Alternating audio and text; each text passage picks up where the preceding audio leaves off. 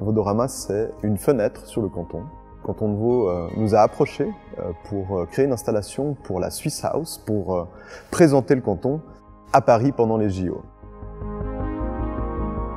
Vodorama, c'est une installation audiovisuelle qui consiste en 19 écrans qui diffusent une vidéo synchronisée. Le défi technique, ça a été justement d'assembler toutes ces vidéos entre elles. Il fallait présenter l'innovation, la culture, la formation et bien entendu le sport.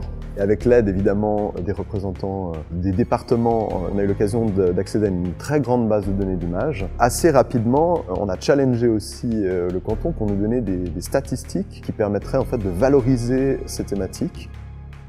Le défi, ça a été d'assembler tout ce contenu-là et de diffuser en temps réel et de manière synchronisée sur ces différents appareils. Là, on a vraiment une notion de 3D, de superposition d'écran qu'on a simulé, mais qui évidemment change énormément une fois qu'on arrive en vrai. Comme on reste voilà, une école, l'objectif était bien évidemment que cette expérience ait aussi un objectif pédagogique. On était une petite dizaine d'étudiants à travailler ce projet-là. On a eu aussi pas mal de choix à faire à propos des images et tout ce qui était aussi de la typologie de textes différents. On a dû trouver des systématiques pour pouvoir faire en sorte que ces images qui sont de typologies très différentes puissent fonctionner et cohabiter ensemble, notamment au niveau de comment on les anime. Chacun avait une sorte de tâche différente, que ce soit travailler uniquement sur la typographie, uniquement sur des effets visuels sur les images directement.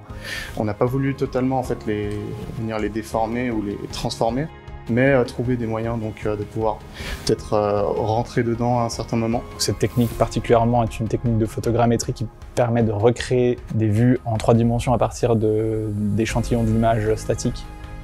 On a tiré le bénéfice en fait du fait qu'on avait une sorte de carte blanche du canton pour gagner en fait en savoir-faire dans la maîtrise en fait de contenus synchronisés. C'est-à-dire on ne fait pas des projets pour faire des projets, mais on essaye toujours de tirer un bénéfice important pour pouvoir redistribuer ça évidemment sur l'enseignement.